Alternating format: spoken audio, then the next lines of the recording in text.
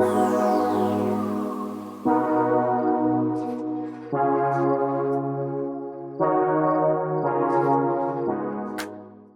us for the Women Contemporary Italian Theory speaker series. My name is Ren, and I'm a PhD student at the Center for Comparative Literature.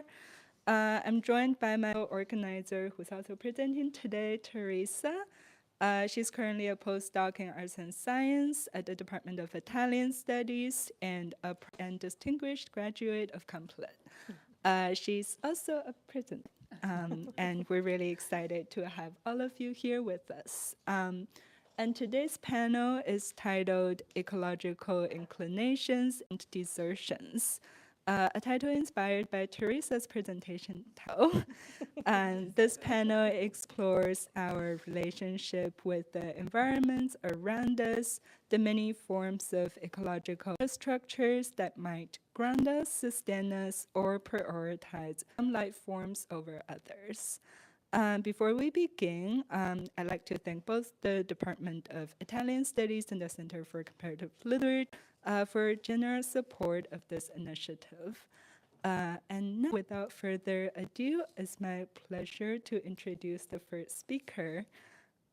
So Professor Brian Price, and chair of visual studies at UTM, and a member of the visual faculty in the cinema studies.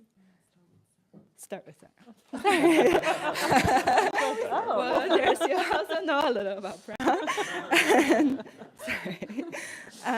Professor Sarah Dowling is assistant professor at the Center for Comparative Literature and the author of 3 books of poetry, scholarly books, including most recently, Here is a Figure, Grounding Literary Form. So welcome, Sarah. Thank you. I actually have a flyer about the book that Ron just mentioned, so I will that around. I will be sharing some material from it, so if you find it interesting, that will give you in how you can access a copy of it. So thank you everyone for coming today, especially given the weather outside, and thank you very much to Ron and Teresa for inviting me to be part of the series and work in organizing it. As I said a moment ago, what I will present today is drawn primarily from my book, Here is a Figure, which was published in Northwestern University Press, which I think is a connection between the two of us. So this book is a study of supine, prone, and recumbent figures in contemporary literature. And throughout it, I look at sort of different appearances of the prostitute, protester, the murder victim, the invalid, the layabout, the depressive, these types, arguing that they together compose a trope that flattens and skews the perpendicular axis, defines the human in Western philosophy, art, and humanist inquiry. So I'll share a bit from this book today, but I also want to talk about its backstory, which involves a kind of engagement, which I understand now more as a confrontation with the work of Adriana Cavarero, thus my link to women in Italian theory. In her book, Inclinations, A Critique of Rectitude, which appeared in English in 2016, 2 years after its original publication in Italian, Cavarero exposes what she calls a geometrical imaginary underlying Western philosophy and its ethics. She shows that center stage is occupied by an I whose position is straight and vertical. Engaging with the thought of Plato, Hobbes, Kant, Levinas, as well as artistic works by Barnett Newman, Virginia Woolf, Elias Canetti, and Leonardo da Vinci, Cavarero shows that upright man is not just a biologically based metaphor. In her words, literally a subject who conforms to a vertical axis in turn functions as a principle and a norm for its ethical posture, unquote. Autonomous and autopoetic, the subject is raised words and meets others who are parallel to himself. Against this dominant figure, Cavarero traces another, so common as to constitute a stereotype, whose commonness belies he sees as a great critical potentiality that risks remaining killed precisely because it is too exposed. This is the figure of the Madonna bending toward and over her child, the object who leans toward another, a bent and dispossessed eye. As Cavarero specifies, to incline is to bend, to lean down, to lower. In Greek, kline, the root word of inclination, means bed. Tracing this originary bending toward the vulnerability of the infant, it is as if the fundamental concept of ethics were now seen, despite ages of sermons on moral uprightness, perspective of the vulnerable, or, more to the point, inclination, Cavarero writes. Or better, she continues, which is at the end up here, it is as if the ontology of the vulnerable, finally free subjects' belligerent masks, could count on the persistence of a popular imaginary that imposes an emotional pause and a mute resistance against the long record of violence. I encountered this at an auspicious moment in my intellectual and professional trajectory. Having relatively recently begun my first academic job as a creative writing professor, I was going to a lot of readings, and I had begun to notice a figure of my own in the pieces of writing that I was both reading and listening to. While Cavarero's Inclinations examines the Madonnas whose axes tilt askew of man's uprightness, I'm interested in the remediation of the outstretched odalisques that I found spread across the field of contemporary writing. So here are some odalisques, but I was interested in the written ones. Cavarero's critique of rectitude helped me to understand the philosophical relevance of these repeating figures whose defenseless horizontality refuses the structure of the self. But my figures were insistently oriented toward particular grounding. I often had the sense that these supine bodies do not aspire toward rectitude or uprightness. Instead, at times they seemed to want to become earth in a kind of decomposition. So what I'll share today is a kind of example of this. It's a edition of one long poem, Cassandra Troyan's Freedom and Prostitution, which appears within the second chapter of my book. This chapter focuses clearly on dead bodies, and I consider how work like Troyan's deliberately blurs the line between the alluring femininity of high art's dead women and the grotesque corpses that we might see in contemporary reportage. What I learned from Cavarero was how to use these repeating figures as a way into a broader question that had to do with relational configurations and their history. What I'll share with you uses the outstretched body as a way to reconfigure the tropes of address, structure our understanding of lyric poetry, and move it beyond a dyad of I and you. Freedom and Prostitution is a long poem that intersects tragedy with lyric, infusing it with 19th century French literary and sanitation discourses, describing sex workers as figures of rot and disease who put the social body at risk of infection. Figures on the ground proliferate across the book. Its speaker addressee lies down in this bed or recalls being knocked to the ground by violent clients and partners. Soldiers crawl across the desert floor. But the most significant figures are the bodies of murdered sex workers abandoned in shallow graves, a dozen here, a dozen there, whom the speaking you visits and talks to. Troyan emphasizes the ubiquity of these figures and of the broader climate that they indicate. But in their poems, the sex worker's body is not the material instantiation of abjection, the evidence and effect of pure violation.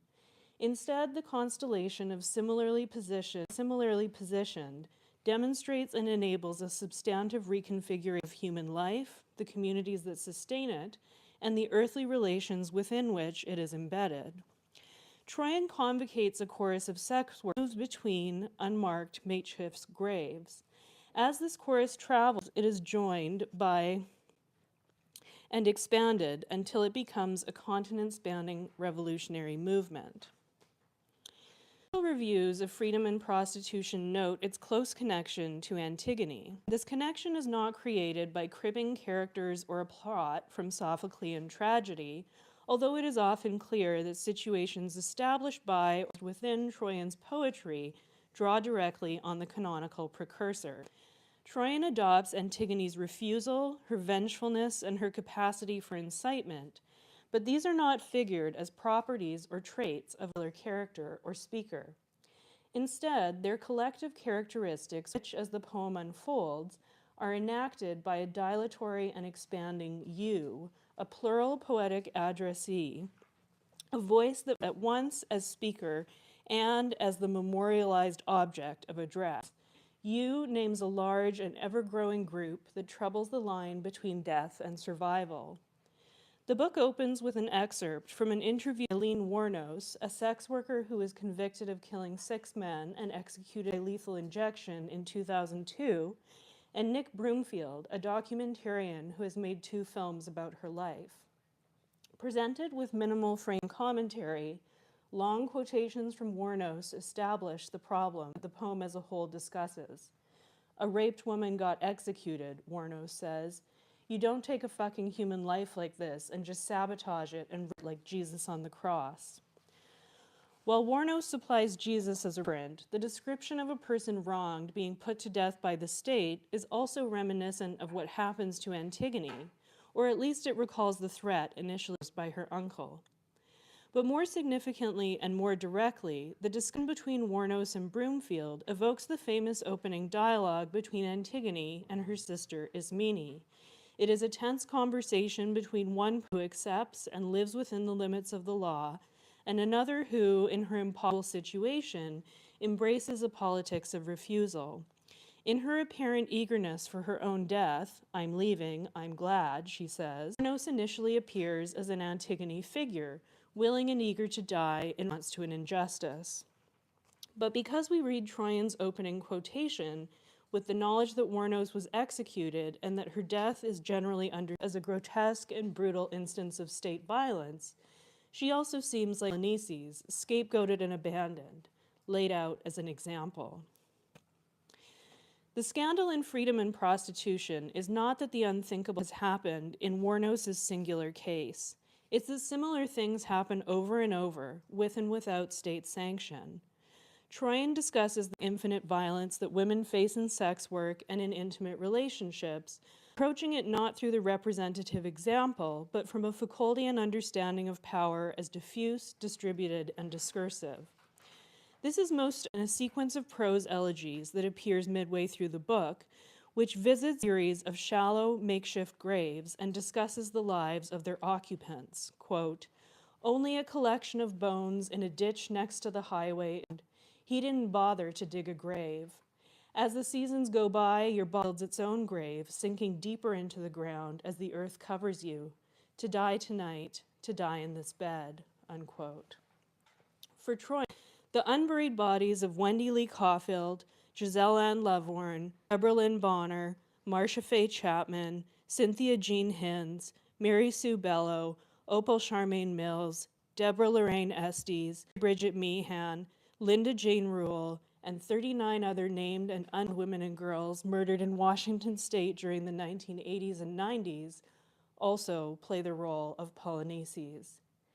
At once represents the impossibility of adequate memorialization and the incalculable number of people killed while doing sex work or by their partners, these real, named people raise a problem of scale. Quote, how many deaths do women die? What does it mean if you died loved, if you died cherished, if your family mourned your loss, if your father drank himself to death? It's a kind of terror to repeat these fragments, the residue of a life that circles around itself. This does in reference to their own spare elegy for 16-year-old Opal Charmaine Mills. Troyan speaking you insists on staying proximate to these figures. The speaker, similarly on this bed, similarly positioned socially, nests down with them, nestles among the countless others who are also dragged toward death, pulled by the wrist, by the hair, by the throat. Like Antigone's insistence on her fleshly relation to her brother, Troyan describes a physical resemblance to anyone who has been forced into the superposed categories of victim and survivor. To die with you, to die in this ditch, to die strangled in the woods, not histrionics, it is embodied mourning, they write. This insistence on being with a dead person is directly and specifically Antigonean. Generations of classicists and philosophers have wrung their hands over Antigone's desire to lie there, dear to him, with her dear friend, her dead brother. This line is often interpreted as evidence of a perversity that disqualifies Antigone from normal human relation, and eventually from life itself, sealing her fate as a, if not the, tragic hero. Troyan draws something else out of this impulse to withness. Their speaker's proximity to the dead is an embodied practice of political community, not histrionics. It entails an assessment and analysis of the violence to face and that the living continue to encounter. Grounded in a relationship to these murdered women and positioned alongside them, the plural speaker remakes the place from which one sees what it is possible to see, possibilities can appear. The relation that Troyan establishes between their poem's speakers and its dead counters the knowledge bequeathed to us by the history of lyric, that the death of a man is unquestionably the most poetical topic in the world. That's Edgar Allan Poe. It's worth noting how closely the relegation of women to absence and death within the long history of lyric aligns with the apparently subjectless, completed but unperformed violence in which women, and especially sex workers, go missing, are killed. Traditionally, what prompts the I to speak in a lyric poem is the absence of the you. The lyric's condition possibility is often that someone, usually a woman, isn't there. Frequently, she is absent because she's dead. The poem arises in response to her death as a compensatory gesture that ends up or surpassing her. Freedom and prostitution engage in this mourning of women that is said to be the proper subject of lyric poetry. But its careful documentation and analysis of the ways these women die conform to the aesthetics of lament that is generally deemed poetical. Its structure of address veers away from the association of lyric speech with lush individuality. Instead of using a singular speaking I, is constituted by the act of calling out to a necessarily absent feminine you, freedom and prostitution is structured through an address to you that also speaks as you.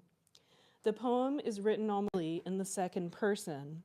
This use of you blurs the positions speaker and addressee, speaking to and from the feminized and absented position. Troyan constructs a poetic voice grounded in the material experience of being made to suffer, of being made to disappear. To speak from the second person is to negate the compensation that lyric perversely provides. It is to insist on the ongoing presence of you, the non-separation of you from the scene of utterance, the capacity of you to be here, speaking like any other dead girl. This you is explicitly framed as an open and expansive category, one held by a meaningful, adequate, and real political relation. It is built from the acknowledgement that within the discourse of rape, the person made into a woman is always already dead. But this death is not a space of finality. Within Troyan's poetry, it is where a reconstitution takes place. Some collectivity or convocation unfolds at ground level. For Troyan, as for the Mexican short story theorist Cristina Rivera Garza, lyric submerged history of choral speech enables the creation of a text in common, a document produced with others that is an experience of mutual belonging in language and work. Discussions of the use of you in contemporary poetry tend to emphasize its specificity.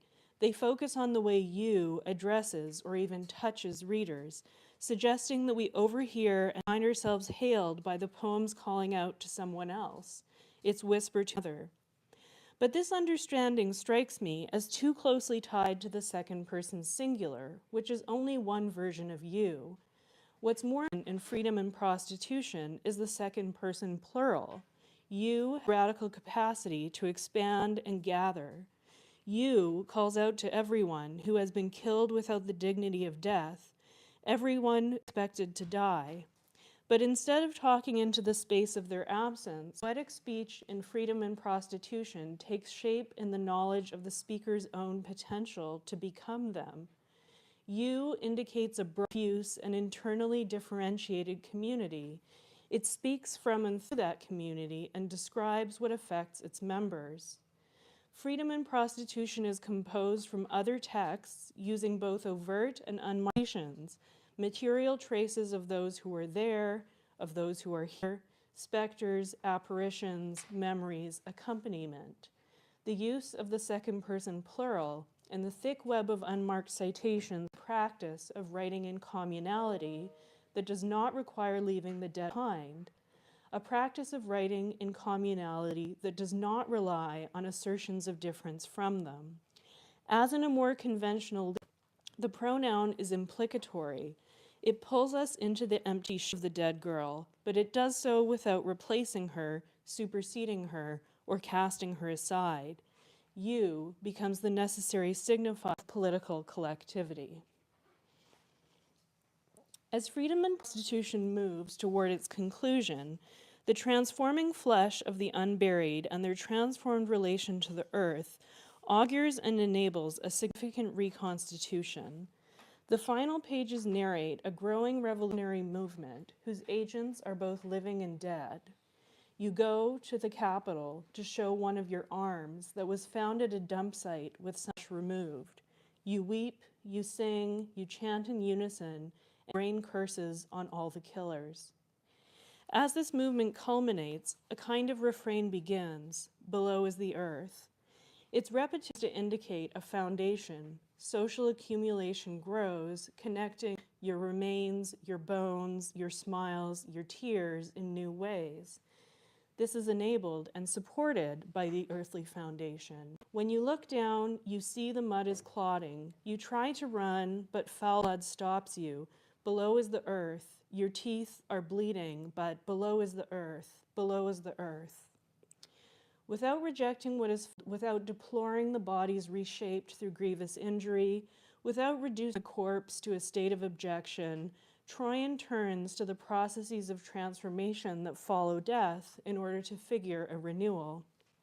It has held the bodies all this time. The ground with which they have blended becomes the source of a broader remaking. Freedom and prostitution's concluding vision of molting a new breathing stresses physical change, presses the human form into a different shape.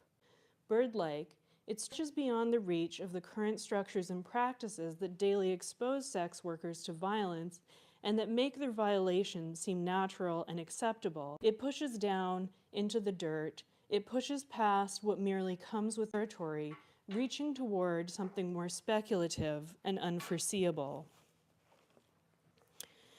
Although I don't cite Cavarero in there, I hope it's clear what I've taken from her method of examining a stereotypical figure whose commonness belies its concealed critical potentiality. But I want to suggest a couple of ways that I see my work as importantly different from hers as well. One of the great strengths of Inclinations is its critique of ethics. The Coda, for example, offers a rigorous discussion of Levinas' face-to-face ethical encounter. Cavarero poses serious questions about how limited this framing is. She turns to passages in Levinas' work that attend to woman and to the newborn as two figures who offer important challenges to what she humorously describes as a erect posture. But I would submit that if the ethical encounter is only opened into the Freudian triad of daddy, mommy, and baby, rather than unfolding between two upright men, then it still has not been sufficiently. Yes, the Madonna bends toward the infant, but I prefer the more radically open figure of the infant itself, its back outstretched along the surface of the earth, its arms, legs open to receive a diffuse and undifferentiated world that surrounds it. If we take things a bit too literally, we can say that this infant is in alignment with the earth itself. If we think about what it is figuring, the infant, unlike its singularly focused mother, conveys a kind of radical openness. What I like about Troyan's reconfiguration of lyric is that the encounter with you is so expansively plural and so contextualized. In their work, one's relationship toward others is horizontally constituted, and it unfolds within a particular terrain or environment. The ethical encounter doesn't simply take place between people, it happens within a world. Thank you.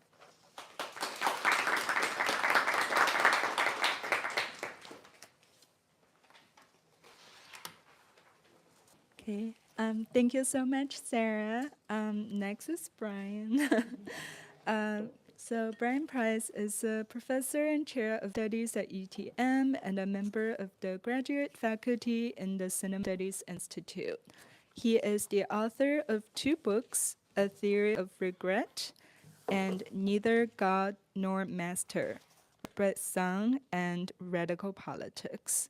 His most recent book, Essays and Political Seriousness, is forthcoming from Northern University Press. Price is also co-editor of World Picture and editor of the book series Superimpositions, Philosophy and the Moving Image, also from North University Press. Let's welcome Brian.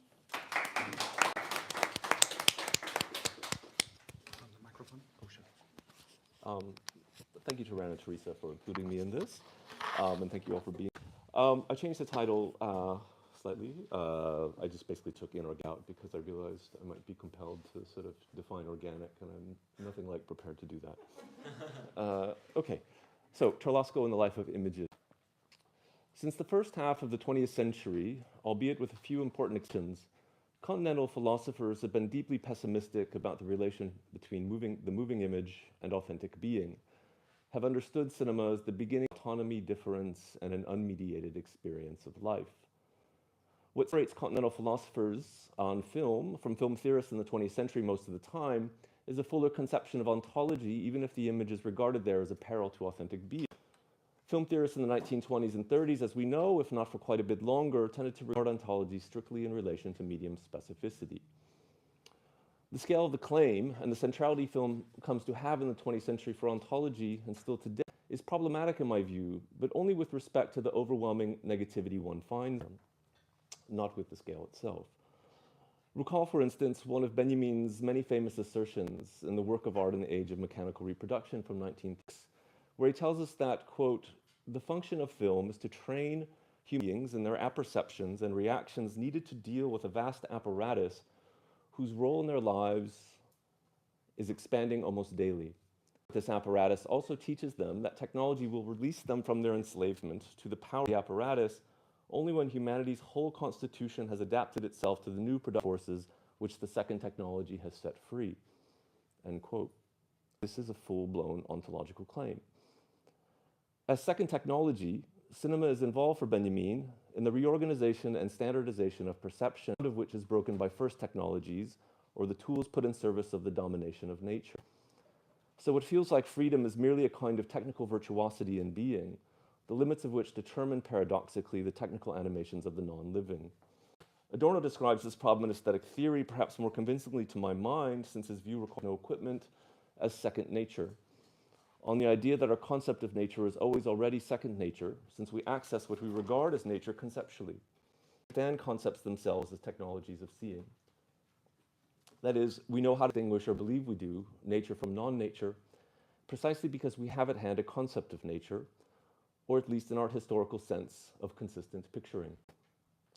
To stay with Benjamin a moment longer, the training of our apperceptions in the image of the machines that produce what and how we see, and thus how we think and feel, led him, as every one of you surely know, to understand mechanical reproduction as the, or in his words, the here and now of the artwork, and also as, quote, a strange tissue space and time, the unique apparition of a distance, however near it may be, end quote. What Benjamin bemoans most consistently, please recall, is the manner in which technological reproducibility completes the end of tradition, the secondary quality of which he refers to as the cult value of the artwork. For Benjamin, not only does film reduce the apparition of a distance, it destroys the relation between inside and out by virtue of the technicity it installs in being, or advances the technicity and be a point at which technological virtuosity is mistaken, and fatally so, for freedom. Another way of saying this still is that what is most implied in the work of art as authentic being is being in and as place, if place is understood as a realm without moving images. Painted ones for Benjamin, we know, are just fine. This is a view, as we know, that dominates continental philosophy. Recall about Mitsein, or being with others, understood as the ruinous work of trains, clocks, and cinemas, or Adorno and Horkheimer's influential assertion that in the culture industry, quote, everyone amounts to those qualities by which he or she can replace everyone else, mere specimens, end quote. And toward the end of the century, Berardi carried forward the challenge of an ontology rooted in the technicity of the moving image. Perhaps the best and most consolidated expression of his 3-volume Technics in Time project, the 3rd chapter of Stiegler and Derrida's Ecographies of Television, first published in France in 1996, which goes by the title Acts of Memory, Topopolitics, and Teletechnology. The chapter begins with Stiegler's compelling, if idealistic, elegy for alphabetic writing as a constituent feature of democratic citizenship, at least as it was in Greece, at least as he remembers or imagines it in ancient Greece. And he does so in order to establish an analogy with the ontological function of moving images and about which he appears somehow both nihilistic and mildly optimistic. He is like Benjamin in his commitment to understanding film as something that has, he's like Benjamin in his commitment to understanding film as something that has made of being ghostly being, and yet resigned to a fully alienated techniques of the non-living. There he tells us, quote, this technique, alphabetic writing, is very different from that mobilized by film and television insofar as one can't be a reader of books without in one way being potentially a writer. It is hardly conceivable that the addressee of it could successfully read it without, in some sense, knowing how to write. Perhaps he will never write, but he reads. It becomes possible for him to read from the moment that he knows how to write. On the other hand, for reasons primarily to do with techniques, film, television, and computers have made it so that an addressee may have no technical competence with respect to the genesis or production of what he receives.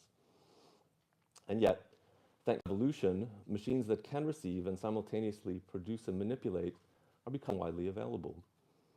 Hence, we can imagine that practices of the image will develop on the side of the addressee, in this way breaking with the industrial opposition of producers and consumers.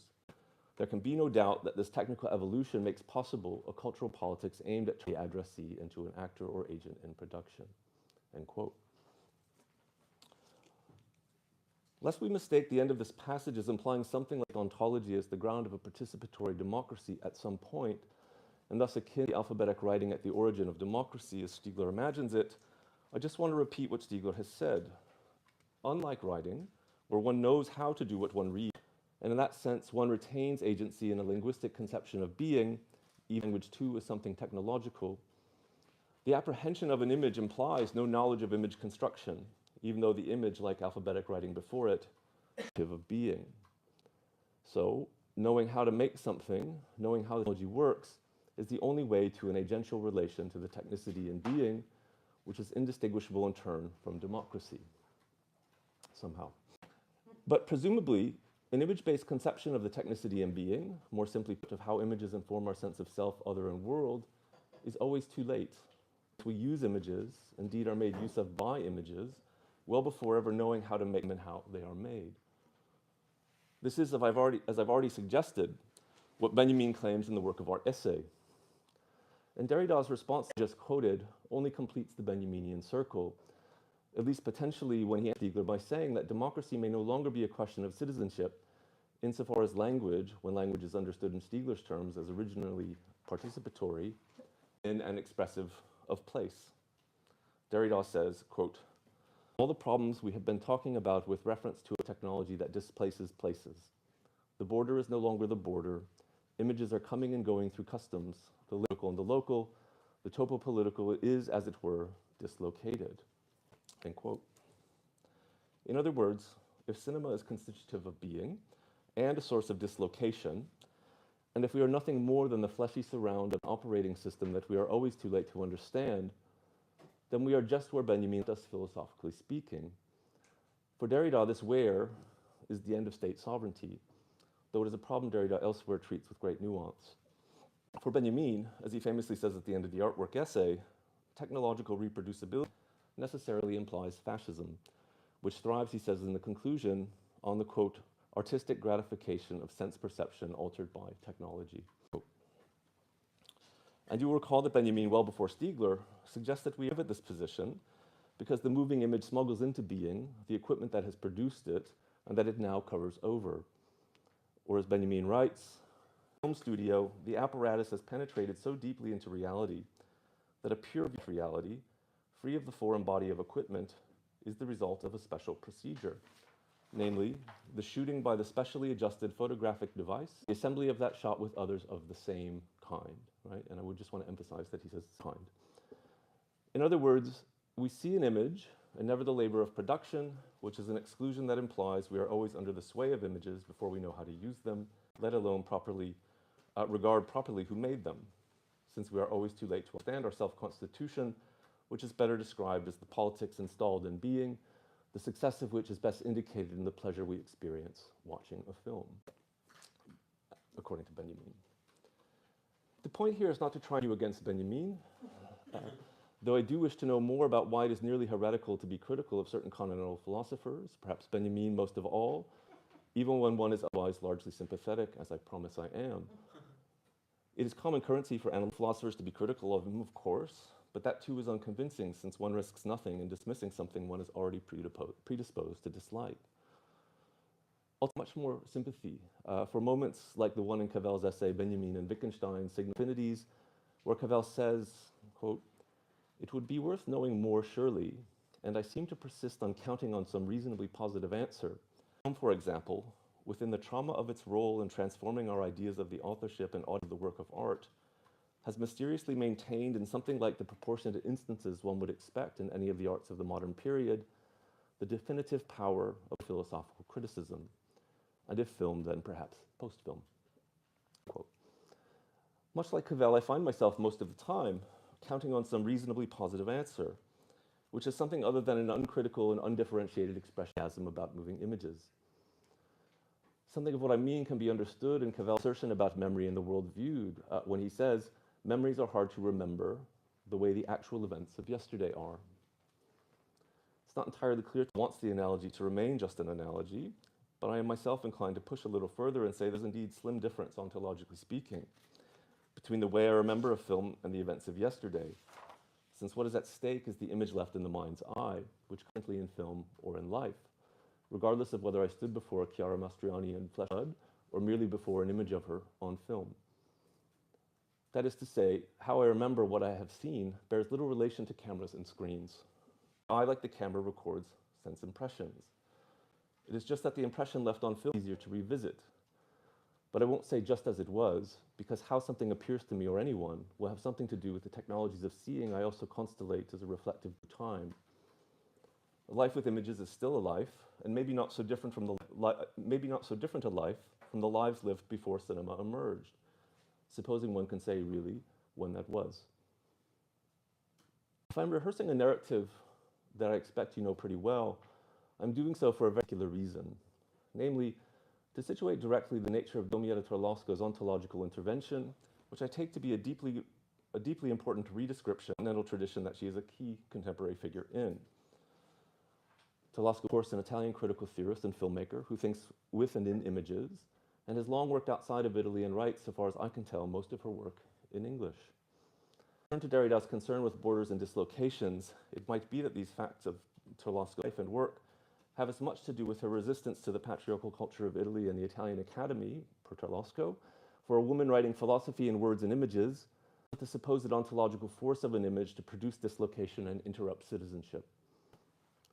This is not to be clear to celebrate the US, in turn, where Torlasco is based, an emancipated place, or to take a swipe at Derrida, but to take some off of the images instead, to take some heat off of images instead, and to remember at the same time that one can be immersed in images and still make intelligent choices, and we all do. At the core of Torlasco's two books, The Heretical Archive and The Rhythm of Images, are very careful critiques and revisions of Stiegler's prosthetic conception of cinema. And in The Rhythm of Images, which I will address here, there is a conception of aura that one can describe as fully mediatic, but only if one is willing to accept that an unmediated experience is pretty difficult to come by.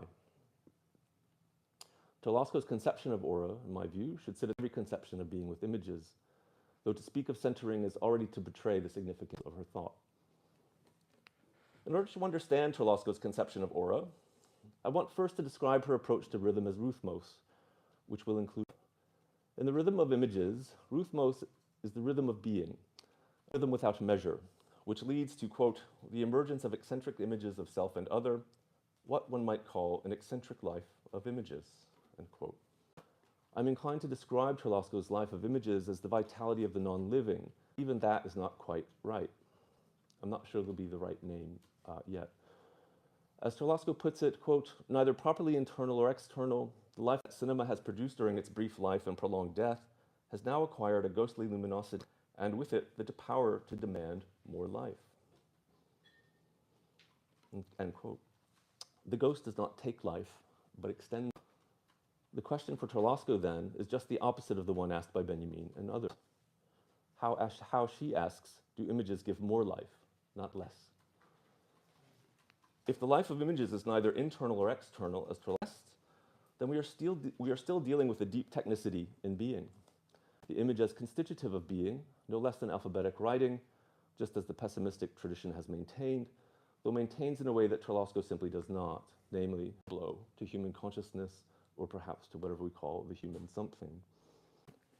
Torlasco's theorization of rhythm as rhythmos follows Benveniste's defense of the pre-Socratic understanding of rhythmos, which he offers in opposition of rhythm as regularity, consistency, and measure.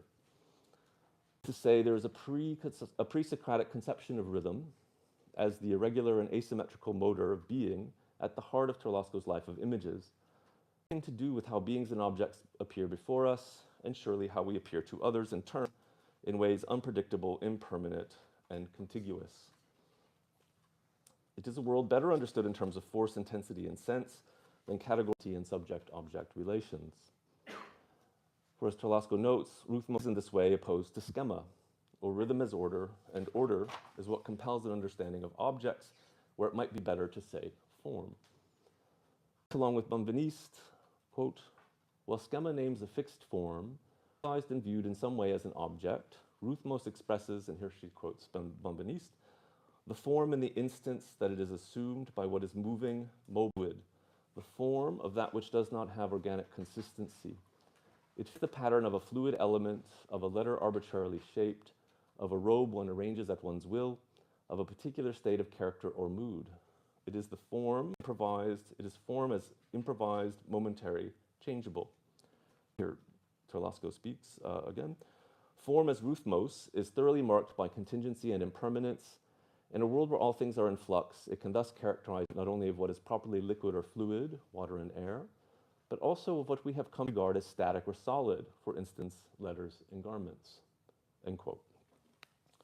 In other words, what Torlasco indicates is that rhythm is too often ontological terms as a kind of mechanical regularity that gives shape and order to form in a continuous manner, which is how forms have become understood by extension as objects, whereas Benveniste and Torlasco both have it misunderstood as object.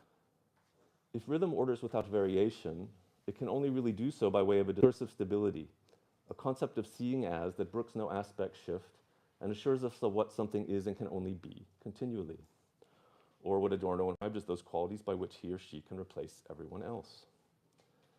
For this, among others, it is important to note that rhythmos rather importantly liberates an object from the conditions of static materiality.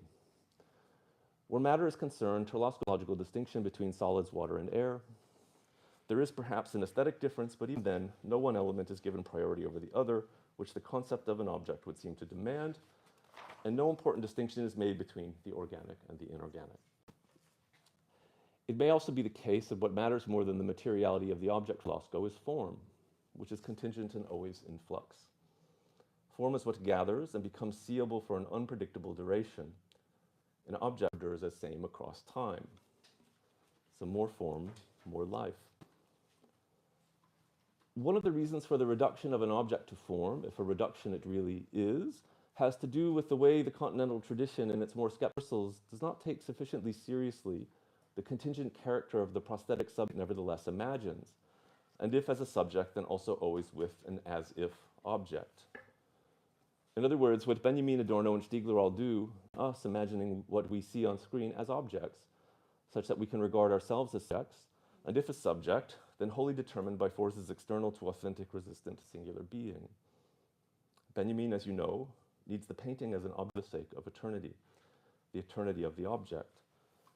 Film somehow is not an object, but the apparition of one. It is a record of displacement, and thus an ideality, not of pure thought, but of capitalist and fascism. And perhaps it is worth remembering, then, that paintings as objects are as same in a manner similar to film. Paintings are regularly restored, touched up, just like films. The ones that lasting or film do so because they have compelled care for one reason or 1,000. The more one cares for the image, the longer it lasts, and the more paint or color correction it receives across time, meaning less traces of the hand that shaped it. The problem of the object, rather fittingly, is at the core of Torlasco's critique of Stiegler. Or she puts it, quote, on the one hand, by stating that perception is cinema, Stiegler posits a subject that is originally exterior to itself, and thus always traversed and potentially undone by lines of memory. On the other hand, he immediately domesticates the scope and modalities of this process of transindividuation by turning it into the discrete relation intending subject and intended object, to the point that the unconscious too is ultimately conceived on this model. It is as subjects vis-a-vis objects that the I and the we find themselves mutually individuated and come to form an ethnic community, end quote. Recall that for Stiegler, the aesthetic subject is constituted by images prior to our knowing how to make them. It is a process of forgetting that is crucial in his account to the work of mutual individuation, which means no singularity in being, or what Torlasco importantly called particular ethnic community. That is to say, she is no longer concerned with the singularity in being, she's no less concerned, that is, with the singularity in being than is Stiegler. She is just less convinced, I think, that mutual individuation is what cinema does. This is, I suspect, one of the reasons Torlasco refers to the unconscious, since that too would no longer exist if Stiegler, since his view implies that moving images disappear in being, whereas the images we draw remain, as if cinema happened somehow, somewhere other than in life, and remain poised to upset appearance and thus transindividuation. For Stiegler, as Torlasco points out, transindividuation leads to the homogenization of time and thus the standardization of labor. This is quite a lot of work for an object to do, especially if we think the object really isn't one. If the subject of cinema is prosthetic and exterior to itself, most likely the subject-to-object relation depends on a dominant convention of film, namely the eye-line match in the simple point of view structures, where we see someone seeing then what they see. We also know this to be a function of continuity, right? Or the smoothing over of the fragment, which is what we might call the film frame if we notice it. But in this sense, even here the skeptical tradition much of the conventions of style, as if a shared convention of the eye-line match renders every look being the same being, which makes as little fictional sense as it does ontological sense. And anyway, how we look at objects or decide what they are depends on the context we have at hand. Along such lines, one of the most important mentions Torlasco makes in The Rhythm of Images has to do with her insistence on metonymy over metaphor, contiguity over continuity. And just to shorthand things for the sake, let me say that for Torlasco, metaphor is closer to schema, or does what schema does, and metonymy is a form of rhythmos. For metaphor involves seeing one thing in terms of another, and in that way produces a relationality. By contrast, metonymy is associative and continuous, binds things in a relation that does not require the forgetting of difference and the movement from the literal to the figurative and back. Torlasco writes, quote, "It is precisely metonymy's resistance to equivalence and identity that made me wonder to what extent its operations can be productively mobilized on behalf of a rhythm that exceeds measure," end quote. Too quick about this difference, and the difference is the way that Torlasco was drawing the difference between metaphor and metonymy. So first, a metaphor. If I say that Derrida has been, for cultural conservatives, the bell cow of post-structuralism, I mean to imply that Derrida is like a bell cow and that he sounds for the cattle farmer or cultural conservative the pack that he leads, which are understood to be no different from Derrida, right? Hence Derridians. And so the metaphor makes Derrida over in the image of the bird in the image of Derrida, still a cow. It may be inaccurate how conservatives feel about Derrida and all of us post-structuralists, but the figurative meaning comes to level out all the difference it was meant to defend. By contrast, metonymy produces a figurative association that leaves, as Torlasco indicates in her indication of the hospitable relation between metonymy and ruthmos, the literal differences in view, even as the figurative meaning emerges. An off-sided example of metonymy: the pen is mightier than the sword.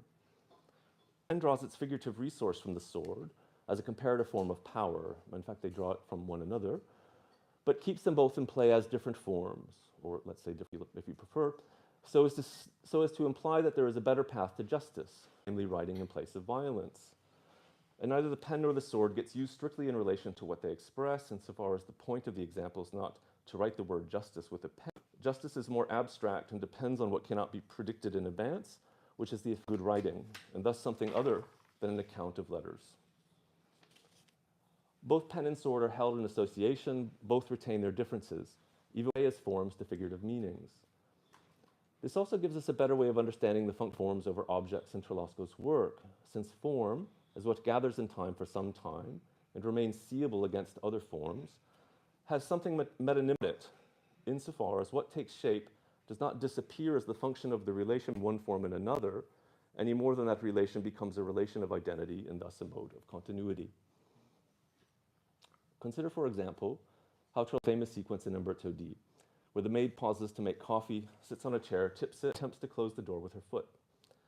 It is a sequence regularly celebrated as the interruption of time. The sequence does not, Torlasco writes, quote, expose the mechanical dynamics of housework. In fact, it dares them. Indeed, she will read the 4 shots that I'm about to show you as an instance of ruthmos, and thus metonymy, and says of it that ruthmos upsets the fictitious equation in continuity, and at the same time does away with the thought of interruption as stoppage time, which ultimately remains a privilege of the male subject. End quote. And here are those 4 shots, as well as what Torlasco says of them, namely that duration does not become longer, it becomes immeasurable. So I'll show you that.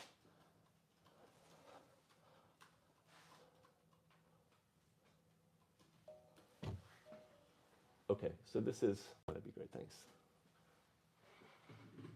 So the point here is just to notice the cuts.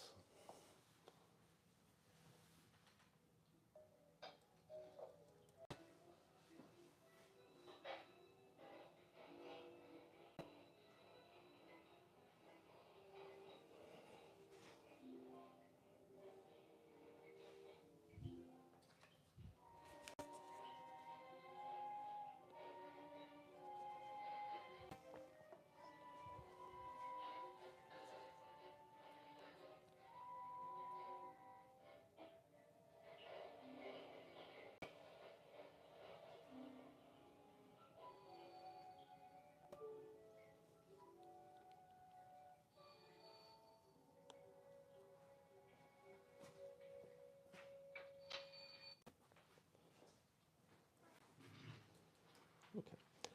If the point of these 4 shots was to increase the duration of an interruption, then we would read them continuously as an expansion of time by space, which means not frames as frames, but something more like what point of view structures do for a prosthetic conception of the object. 4 frames as one frame. One frame is continuous, even if as a continuous disruption. We would read the frames metaphorically so as to arrive at a conception of continuity further understood as a specific duration mobilized against a patriarchal logic of domestic labor that it is meant to counter, even though it would also rely then on the male subject's conception of time as the name gives. Sort of like calling Derrida a bell cow. These 4 shots, Torlasco says instead, are without measure, and precisely because of the metonymic associative effect, we are meant to notice the frames, all 4, as contiguous, and so as associated difference that shows both the literal and the figurative, the body and objects, or better to say, the forms gathered and related in this way, at least for now. And we need all frames together at once, not one as every other before it, so as to figure what cannot be shown by the literal body alone, namely the immeasurability of time, indicated first in our recognition that there are 4 frames before us, not 1. The sequence to repeat Torlasco does not extend time. Rather, the four frames mark temporal difference in what continues as same, and about which we cannot for ourselves measure. When Torlasco comes to Benjamin's work of art essay in the rhythm of images, and to his conception, she notes Benjamin's insistence that the end of aura follows from the way in which mechanical production closes the distance between the art object and the perceiver. And cinema closes that distance in a manner that might be best regarded in light of Torlasco's work as metal, insofar as Benjamin assumes there is a relation of continuity between an object and its representation on film in order to make the claim about distance and disappearance, that the object on film subsumes the object in place. Otherwise, why insist on the de-distancing work of technological reproduction? But could Benjamin have really believed this to be the case, since he claims that the art object proper, one with tradition on its side, stands for eternity? The risk, perhaps, is that one will care less about the painting and more about film, and so the object might wither from neglect. But that would be to open up an entirely different conversation about values and tradition that Benjaminians might not wish to be on the side of. For Torlasco, aura is more temporal than spatial. He writes, "In erratic experience, we rediscover the lost temporality of things as if solicited by a capacity for vision that already lies hidden in them. A form of surrender, a responsiveness through which our spatial temporal hinges are momentarily and together with them our very sense of self." End quote. Erratic experience, then, depends on the unconscious, which includes images in life and as seen in life. Films themselves have those hinges within them. It is not what we do with them alone. Hence the four frames of Umberto D. Torlasco reads, and the immeasurable temporal multiplicity that unfolds in a contiguous manner, right, as a function of contiguity. And as Torlasco points out, Benjamin insisted that the aura requires that we invest the object with an ability to look back at us, which he would not afford to cinema, since it is only object life, and all the way life-destroying. Rather, in Torlasco's conception of erratic experience, the moving image is a feature of the unconscious, and the unconscious a form of rhythmos, an irregular rhythm that gives form in unpredictable and always shifting ways, and never at the expenses that extend beyond or beneath the thing we might be tempted to regard as an object, even though we are the host and only sometimes the source of what appears. So in one sense, the film looks back at us in our mind's eye the way anyone else does, as an image that overlaps and can only ever show difference, even in the same thing. Or as Torlasco writes, the erratic as emergence of a unique spatio-temporal distance entails mutation, however transient, in of the perceptual field, a redefinition that coincides with a turning back, a return of the look that will have become other. End quote. The life of images, then, is not something wholly external or wholly internal, as I quoted Torlasco. If we need to think of something like a prosthetic subject and an intended object, it should only be as a constitutive outside, as Henry Stanton once described the same issue in Derrida's work. A prosthetic subject could only be something that allows us to understand the superimpository logic of being with images, where thought and being as images do, where the erratic encounter is what occurs as an effect of rhythmos, or when the image looks back, even when it is also turning away. If forms aligned perfectly, so as to see only one image in many, gives no aura. If there is no distinction to draw between inside and outside, then there is no point either in maintaining a major difference between an image derived from the encounter of my eye before me and an object or forms on film. Let me say this all, and in conclusion, more simply. The young woman who played the maid in Umberto D., Maria Pia Casilio, before appearing in the film, a non-actor. This is a category regularly used, even though it's pretty hard to defend as a description of either an artistic performance or ordinary volition. She got the job when she took auditions Desika was having with professional actors. That is, she intended only to watch the wings as someone who had been theretofore watching screens. She was edging closer and closer to images she also already was and had. Desika, the story goes, noticed Casilio in the balcony looking on and knew somehow, erratic experience perhaps, that Casilio, the so-called non-actor, was the right person for the role. It is tempting, given the power of the realism to overdetermine what we see, to regard Casilio as a being untouched images and Umberto D as her first experience of being an image. Non-actor is the name of her identity card, one handed down to her by film history, not this, one that renders her a simple Italian girl and nothing more, a citizen, let's say. But what if we remember and take more seriously that this girl came to the studio to see De Sica work, which means that she is not seeing cinema for as she is appearing in it for the first time? What if we regard Casilio as images and not as someone whose being was snatched from life, first by the camera and then in montage? What if what she was seeking that day and found more life? Thank you.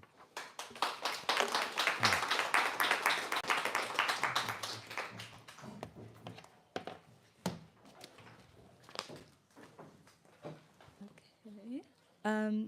So our last speaker, Teresa Valentini, has been awarded a 2-year Faculty of Science postdoc fellowship at the University of Toronto, which she holds at the Department of Italian Studies here.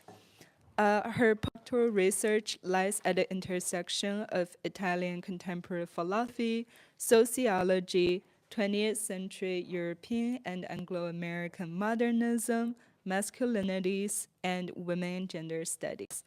Her research has recently been published by the University of Toronto Press, Forum for Modern Language Studies, and there's an Italian journal that I will not pronounce, and James Joyce Quarterly. Let's welcome Teresa.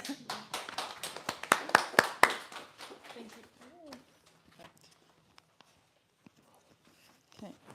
Thank you, Ron. And thank you, everyone, for being here today. My presentation will be rougher, as Ron said. I just started working on this. This is my captatio benevolentia already. So as I was saying, this presentation is part of a broader postdoctoral project that I've just started pursuing here at the Italian department, which attempts to reconsider the value of forms of refusal, inaction, withdrawal, and disengagement in the definition of human and non-human identity, forms which I all together under the label of impotentiality, using Italian philosophy per Giorgio Agamben's concept. So I'm going to sketch very briefly my research, as this will allow you to situate better today's presentation. My research seeks to contribute to the idea that the priority of activity and activity that apparently characterizes the Western form of life is one of the many master narratives that have been constructed to serve dominant ideas such as capitalism, imperialism, and nationalism. But in fact, a different parallel history and discourses that center and recognize the value of forms of impotentiality were already present in Europe, for example, between the second half, at least starting from the second half of the 19th century and the first half of the 20th century, so during the apogee of the nation state and the capitalistic society. A parallel history of forms and impotentiality is not understood as mere powerlessness, but as endurance, and resistance is difficult to tell and to write because, as Saidia Harman noticed in Venus into the story of what has been marginalized, neglected, discriminated against, inextricable from the play of power that exonerated them, these forms, from the master narrative. And because there's always the risk to impose our own voice and to replace a dominant paradigm with another. And besides this problem of giving voice to a history of subjection, basically imposing my own voice, in sketching this history, I encounter also another issue, which is the gender dynamics characterizing the history of impotentiality, which scholars and philosophers have mostly So at first glance, or at least this is what canonized philosophy and literature led us to believe, the history of impotence and impotentiality appears primarily written by men. This still is the case in Italian contemporary theory that deals with this concept. See, for example, Agamben, Virno, Berardi, and Esposito, to name a few. So some of the questions that I've started pursuing in my postdoctoral research and that I will pursue in today's presentations are the following. So what are the gender dynamics surrounding forms of impotentiality? Are male philosophers and authors using impotentiality to lament a lost privilege or to propose an alternative? how and if can impotentiality be used per other different terms in feminist theory or politics? What have women philosophers and authors said, and what do they have to say today about impotentiality? How many forms of impotence as forms of resistance to normative discourses on society, gender, and the world? And of course, I'm well aware that the concept of impotentiality and impotence can be problematic for women who have fought against the dangerous association between impotence and femininity.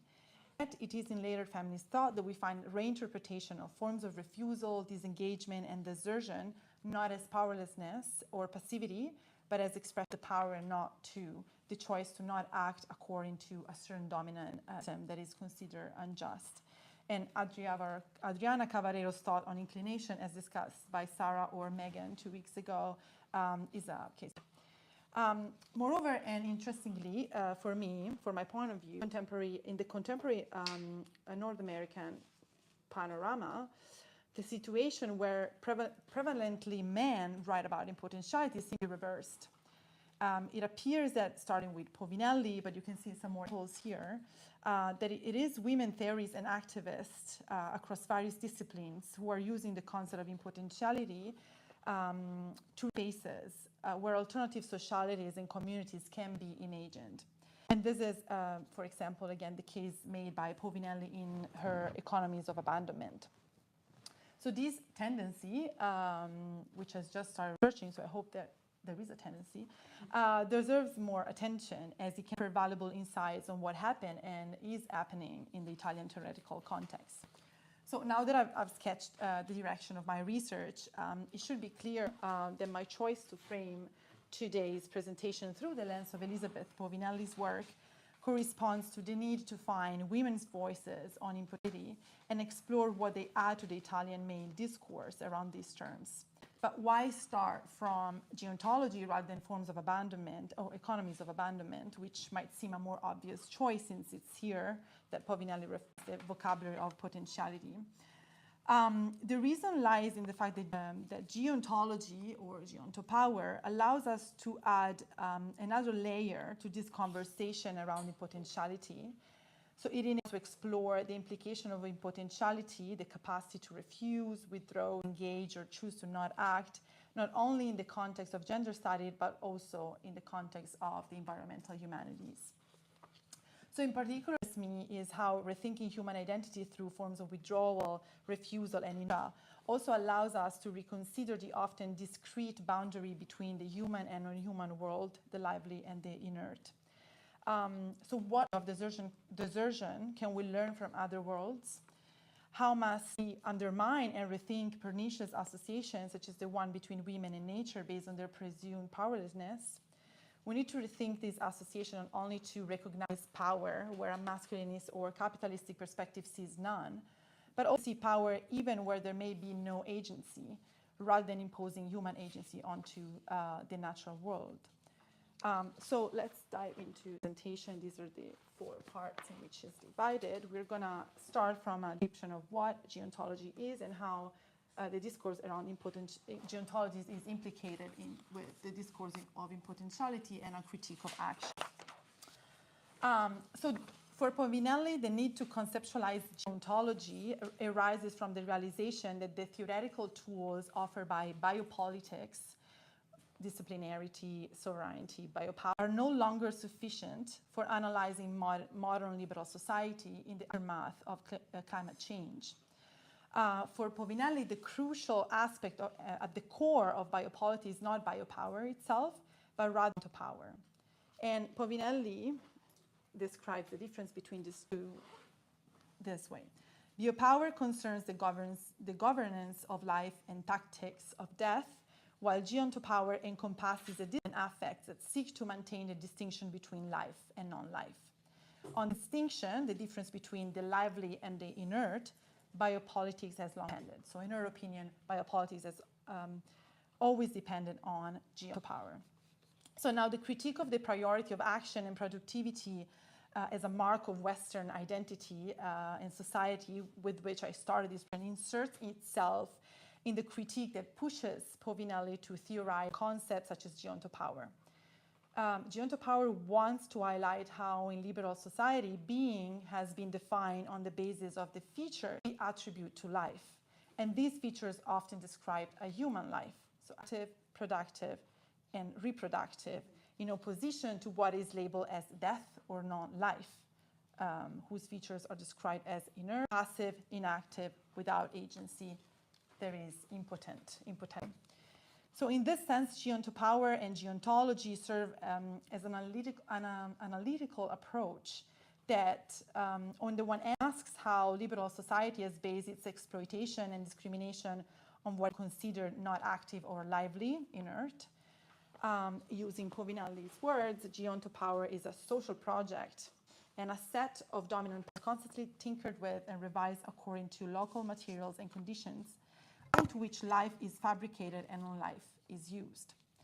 On the other hand, Geo-Ontology also allows us to recognize that there was a time when distinction was not tenable, a time she refers to as the time of Geos.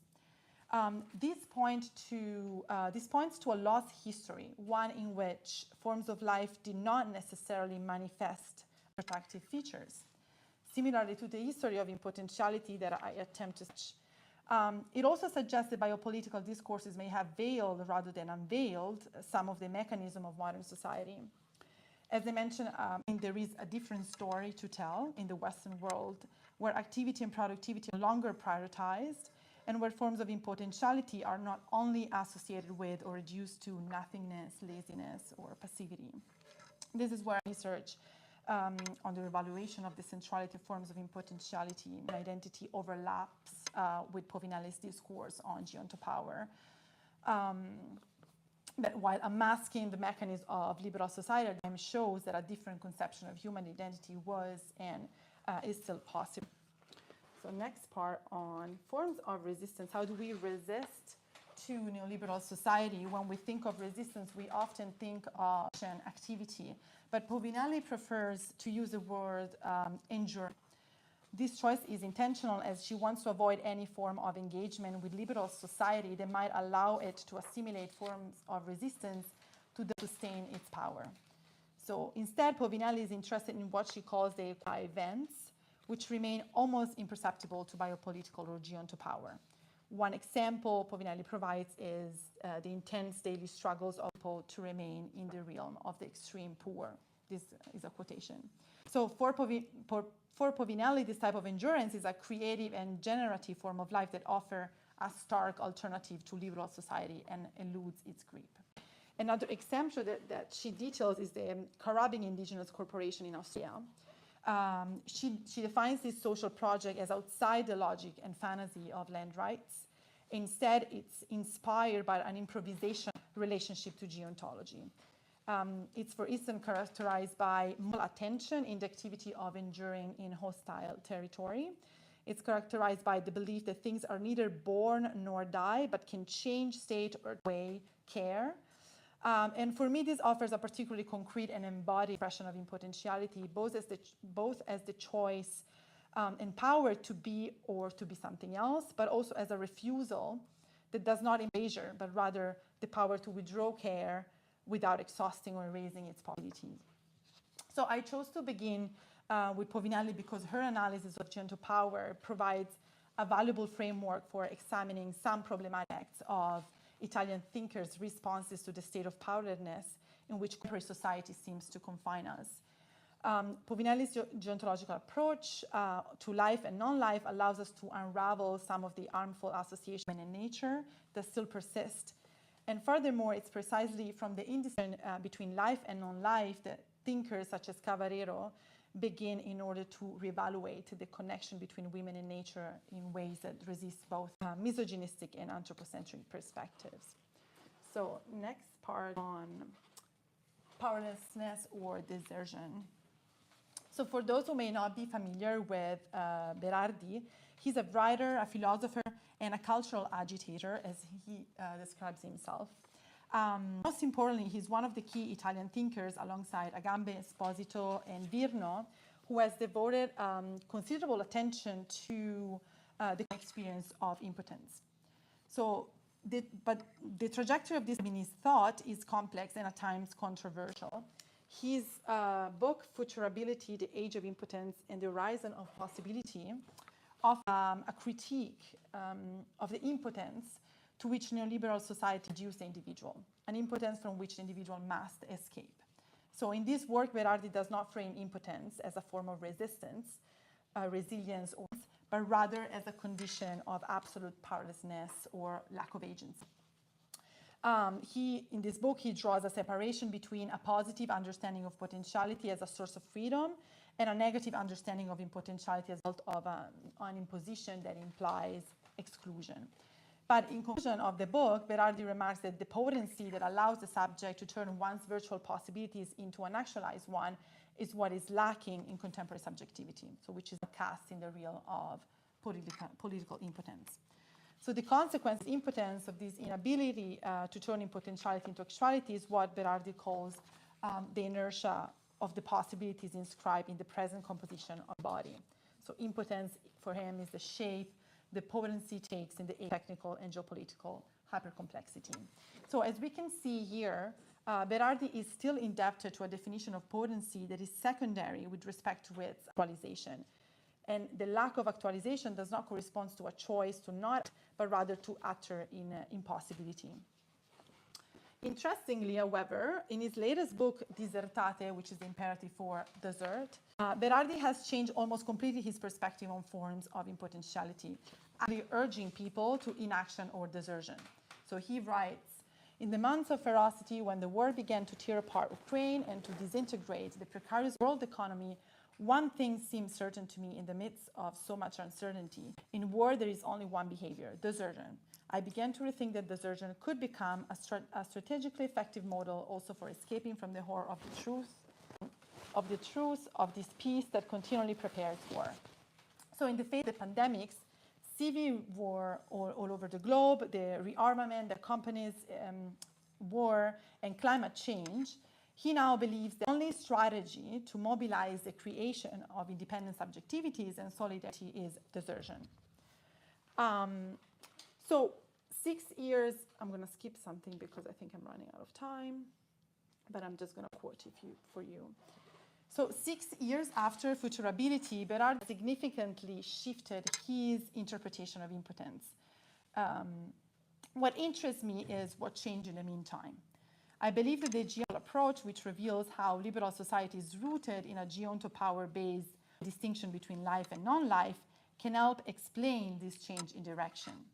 So with the growing pressure of climate change and the looming possibility of human extinction, foundational distinction between life and non-life, on which capitalism relied, has come under increasing scrutiny.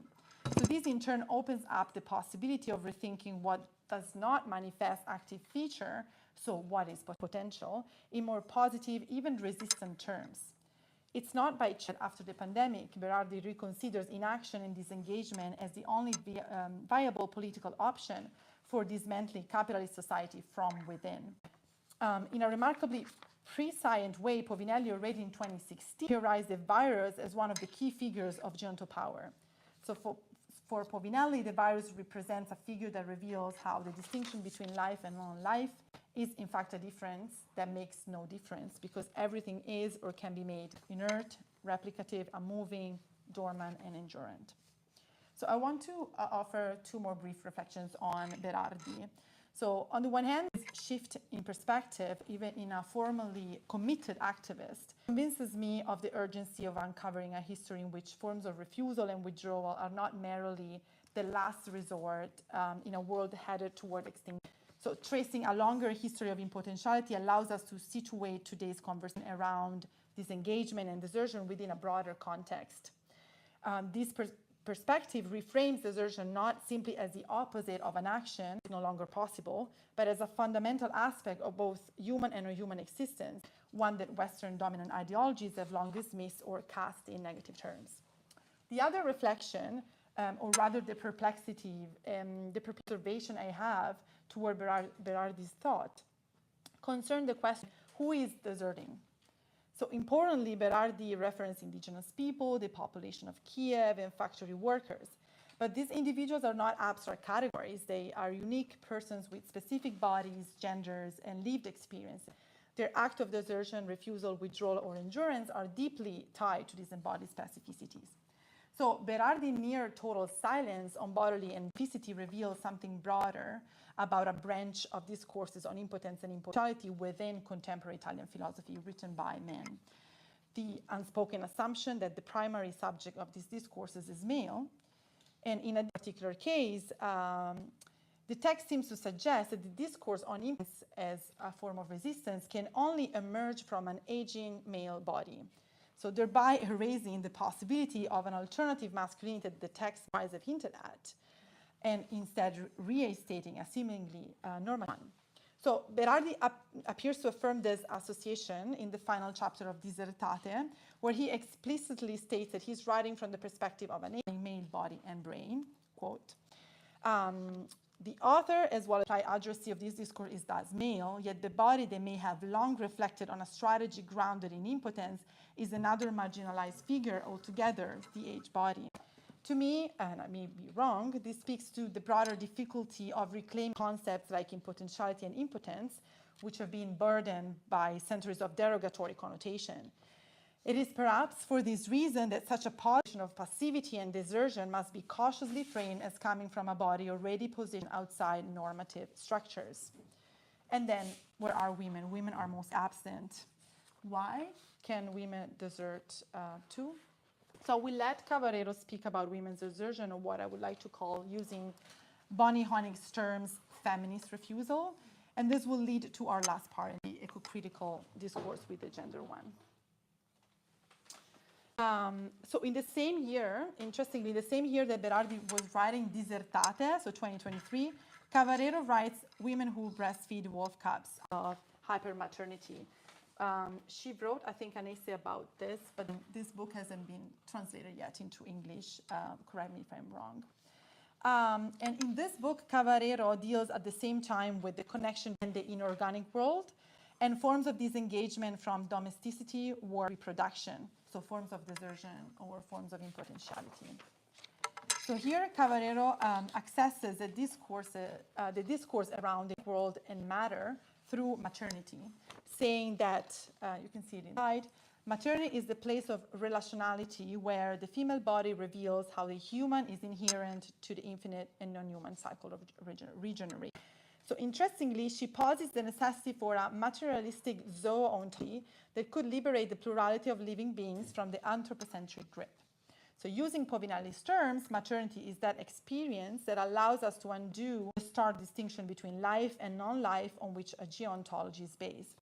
It would be interesting to reflect on differences and similarities between Cavarero's Geo-Ontology and Povinelli's Geo-Ontology, but we don't have time to. So it offers another opportunity to rethink the Bacche by Euripides. I hope that that's the English pronunciation. In this strategy, women play a central role. Very briefly, like Dionysus, the god of wine, excess, but also animals, arrives in the city of Thebes to impose his cult in revenge for the murder of his mother. After refusal from the city's king, he drives the women of Thebes mad. Particular kind of madness characterized by ecstatic frenzy, by making the possessed come out of themselves and unleashing their vital impulses into this regenerative flow of life. So the women are thus driven from their homes, their labor, and their children. They're leaving the city, they flee into the forest, where basically their main activity is resting or breastfeeding animals. So in analyzing this moment of leaving the city, Cavarero directly engages with Bonnie Honig's Feminist of Refusal, in which Honig interprets Cavarero's reading of the Bacche as a mode of feminist refusal. So basically, Cavarero is responding back to years later. Cavarero cites Honig to describe this refusal no longer just as a rejection of the domestic world, but experience of a new and different way of life. And then Cavarero further argues that the transgression extends beyond merely crossing the boundaries of domesticity or political authority. It reaches into the very fabric of their identity mothers, unraveling the boundary between the human and non-human world. And I agree with Honig's reading, which sees in these women's refusal a resonance between Cavarero's thinking and Agamben's theory of impotentiality or use. Their bodies and maternal roles are put to a new use, one that makes inoperative their reproductive function, but also the distinction between human life and non-human life. By stepping away from their civic duties and maternal identities, these women exercise the power not to act, their refusal to be instruments of reproduction, and by breastfeeding animals, they also reject these geontological frameworks that rigidly divide life from non-life, the human realm from the non-human. So in other words, through their maternal nourishing bodies, the human exceeds the borders of its species and becomes inhuman, animal. And importantly, of course, Cavarero carefully points out that this association between women and nature is not a reiteration of the misogynistic and derogatory view that historically linked women with animality. Rather, the closeness to animality takes on a positive and anti-anthropocentric meaning here that stands in stark contrast to the anthropocentric tendency to dominate and exploit the natural world. So in lieu of which I cannot offer with confidence, as this is only the beginning of my research, I would simply like to draw your attention back to a few initial points. So I hope that this presentation has shown that rethinking forms of impotentiality, refusal, desertion, and withdrawal allows us to see them as forms of life that deserve to be understood in a more positive light. Also because these gestures can help us make sense of contemporary forms of social disengagement.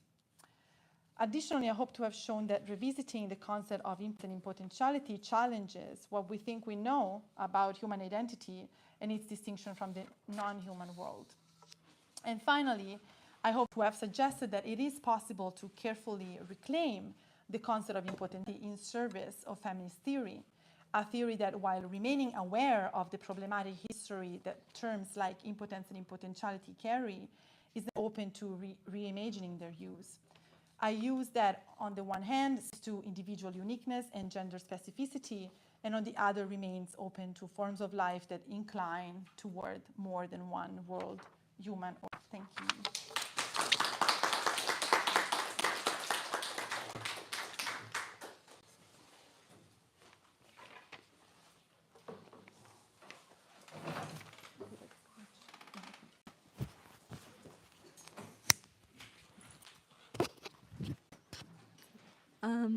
Okay, thank you so much, Teresa. And now we have about 20 minutes for questions. Yes, please. So I have a bunch of time for three of you. So maybe I'll just try to lay it out as quick as possible, and you can choose like what you want to answer. So what if I just start from Teresa? So I'm a little bit confused about the notion of word desertion, which is from the before session. Mm-hmm. So I guess you just laid it out, but you do not like explain the meaning. So from my understanding, it's kind of like the subject there who are interpolated to participate in the war, they are kind of exerting any of their like social energies into the war, and they're kind of deserted by the kind of ideological apparatus kind of interpolating them. I'm not sure whether Bifo really means by that, but I'm curious about. And my second question for you is regarding Bifo's suggestion that we shall withdraw from this kind of social, so we can kind of restore our social energy. And there are two possible alternative responses to that. So from my understanding, so one might be from Adorno, namely he kind of calls for the gesture named genuinely identify with the game. And the other one is from the Zizek side, which is kind of on the opposite side to Adorno, but still a kind of respond to Bifo, namely this kind of withdrawal from this energy without putting new is still a kind of cynical position where you are still participating passively and kind of consuming and reproducing this kind of social structure of capitalism. So I'm not sure like how Bifo would respond to this and the potential response to this kind of proposal on women as a kind of refusal and revolution. Mm-hmm. So I wonder how you and Bifo would respond to this. Sorry, I missed the last part. I'm just wondering, or you and Bifo will respond to this. Yes, so I'm disagreeing with. Oh, sorry. I'm not entirely on this as of Bifo, because I feel that for him, desertion still means also resignation. As I said, for him, desertion is the last thing we can do when we cannot do anything else. So I'm using Bifo as a philosopher that has changed mind in this trajectory of his interpretation of impotence in the Italian context, but I don't think that he's one of the best philosophers that we should hold on to in terms of what to do when there's, in terms of how we can reevaluate in positive terms inaction or the potentiality not to, because he's really resigned to impotence only because he feels that an actual revolutionary action is no longer possible. And I do agree with you that in Bifo there's this sense of desertion is still a sort of like derogatory choice, like a lesser choice, because we have nothing else that we can do. And then you mentioned, there are 4 parts. Bifo is encouraging in terms of social disengagement, also in terms of work, also in terms of reproduction, and also in terms of war, of course. I disagree with some of these statements and type of desertions. Then the question about gesture or game, was there more a comment or a question there? Can be both, because I'm wondering, like, I'm curious how Bifo and you, coming from your stance, would respond to that. Yeah. And so there's also like 2 kind of responses from my side, which is one, the gesture, and the other one is a critique of that as a kind of. Yes. So yeah, I mean, it might be a comment, so you don't have. Yes, I think I think I like the idea of gesture, but only as a category to like impotentiality as one of the possible gestures, but not as an alternative to the potentiality not to. The reason, like, I really like this Agamben's concept of this not to is because there's always the idea that there's a choice there, but allows also a room for not implying action, which, for example, refusal does, desertion does, and gesture and game also include that there's always like an action underlying there. So that's why I stick to impotentiality despite the many critiques of these terms, because I think it can give us a sense of what potentiality looks like. How can we do potentiality or undo potentiality without agency, without activity as we understand it in a traditional way, and in opposition to passivity or inactivity. I don't know if I've answered, but okay. Yeah. I'll stop my rant. Thanks for that. So I guess I'll. So I have one question for Sarah. So I'm wondering, because you are kind of countering to Levinas using the philosopher on your side, and at the end you're concluding this kind of interpersonal relations are not only like interpersonal, but they're also in the world. I wonder whether this is also a opposition to Levinas, because at least in my reading of existential ontology, he is not kind of in this kind of lesson as the existence of being is in the world. Despite he's definitely critiquing that, but I wonder to what extent Levinas is countering to this point. And also my point is Levinas' notion of women is kind of brought up in your talk, and it's not really expanded. So I'm a little bit ignorant on that, so I'm just wondering whether or not you can expand more on his notion and how you rejected that. Yeah, sure. So in my work, I don't really engage with him much at all, but these were some of the parts in Cavarero that are kind of interesting to me. So it has a much more kind of broad critique of ethics, but in the coda of Inclinations, it sort of comes to focus on Levinas because of the way he constructs this relational geometry. In other parts of the book, she kind of looks at this differently, like the chapter on Elias Canetti is talking about a short story of his where a living upright encounters a kind of dead body on the ground, and how this sort of is with the upright character's sense of ethical possibility. But it's a fictional story, so it's kind of proposing a situation, right? And making that available for thought. But her critique of Levinas is that he really can't think the ethical encounter except as a relationship between men who look each other in the face from a standing position. So what she does in her work is kind of push at the boundaries of that and kind of turn to these moments in his writing where he kind of acknowledges the existence of women or of newborns, but then back away from that and kind of retreats toward this face-to-face between two upright men.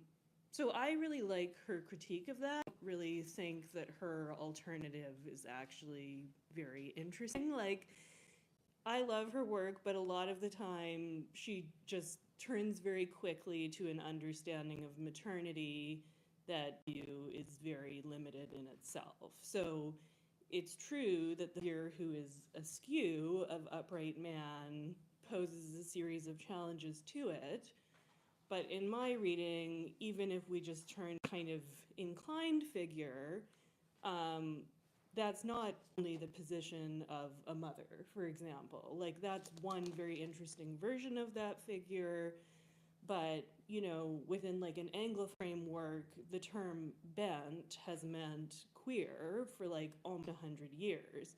So the kind of leaning or bent figure, in my view, would have to be potentially a person who is not a mother, but probably a man. So then what does that do? Or this is also a position that a disabled person would have, right? Someone who cannot put themselves into an upright position. This is a much more like various figure than just one that's sort of embodied in like canonical images of the Madonna. I mean, I love what she does with the canonical images of the Madonna and how she uses that to generate this creation. But to kind of enclose it within that, for me, is not really expansive enough. So I feel like her work really set me going, and I'm like very grateful to it for kind of thinking about repeating figurations, kind of unfold sets of questions and problems that are kind of endlessly generative. So I think when I started the project, I was just like, yay, but now kind of looking back at it, you know, she has these very funny moments in her work. Like, there's like one paragraph, it's basically like when the peer reviewer was like, you must engage with queer theory, and she was like, I understand some people are gay. You know, I find those moments hilarious, but it would be better to just leave it out. Like, you're doing your thing. You don't have to do everything else. But yeah, so my work doesn't really engage with Levinas specifically. In kind of putting this presentation together, those were some of the interesting moments in her work, because there's such great critiques of the other work that's out there and exists, but then I also think they kind of come up short against a limitedly too. So they're kind of interesting for what they're available, but also for what they foreclose. Yeah, thank you for this. It's very inspiring. I'll definitely keep your line in mind as well when I'm reading Levinas. Okay, so for Brian, I have 2 or maybe 3 questions. So the first one is the aura. So the philosopher considers the aura more like temporal than spatial. And you kind of assign this a position or status. I'm wondering, like, which ontology is you and the philosopher referring to? Because it seems like in Heideggerian ontology, space and time are equiprimordial. Nonetheless, when they're in it might be different. This is how I kind of understand your arguments on whether or not aura is more temporal, because you do feel the time, the flow of this aura more than its spatial presence. So it's more resembling the kind of Hegelian music or something. So it's my first question. I'm wondering which ontology are you clinging to? And the second one would be the form of the aura. So the philosophers kind of consider aura as a form. So and it's contingent or source a string of descriptions. Because you kind of mentioned Heidegger, and then Heidegger kind of disappears in your argument. And you kind of parallels Heidegger, Adorno, and Benjamin on Mid-Sein and this kind of alienating version of being with others, Adorno and Benjamin. So I'm like, for me, it seems like this kind of form which you're arguing for is in Heidegger's notion of the state of readiness to hand, by which he's saying that actually kind of state where you kind of feel the rhythm or the kind of equimentality or usability, your proximity to the object is kind of prior ontological status. And this kind of bare materiality or the stiffness of the object is kind of a deficient mode of being. So I'm wondering whether or not this can also be drawn in the Heideggerian schema. So I'm not like trying to kind of ontology on your schema. I'm just wondering whether or not like Heidegger is inherent there. And sorry, the third one is about the kind of debate with Benjamin on the point on whether or not this kind of aura has disappeared or he is going to dissolve this aura. So like from my perspective, I'm kind of viewing that this argument is not necessarily countering to Benjamin, because I guess the project of Benjamin and Adorno on the critique of ideology is trying to analyze this kind of how this contingency get constructed and how this kind of contingency as you feel as contingent is actually a maybe manifestation.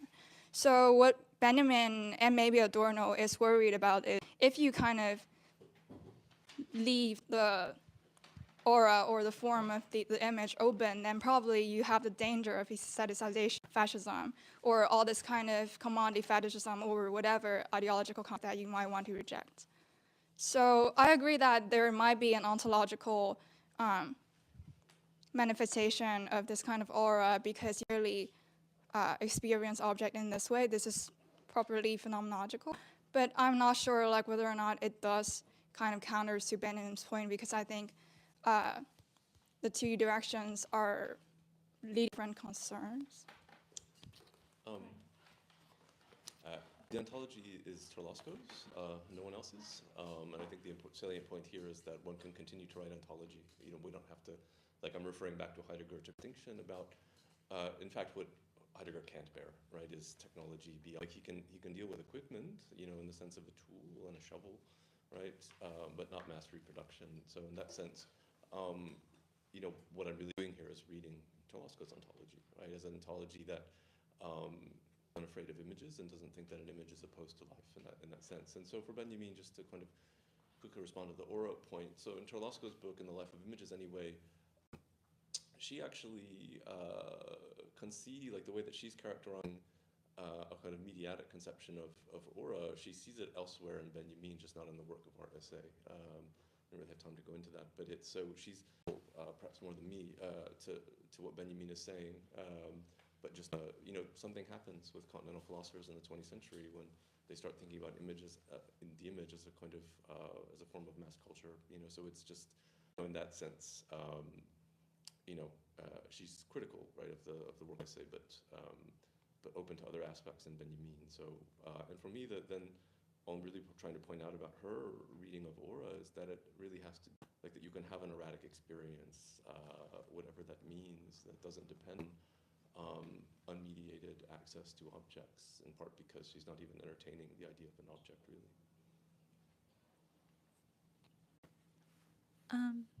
Are there other questions? Okay.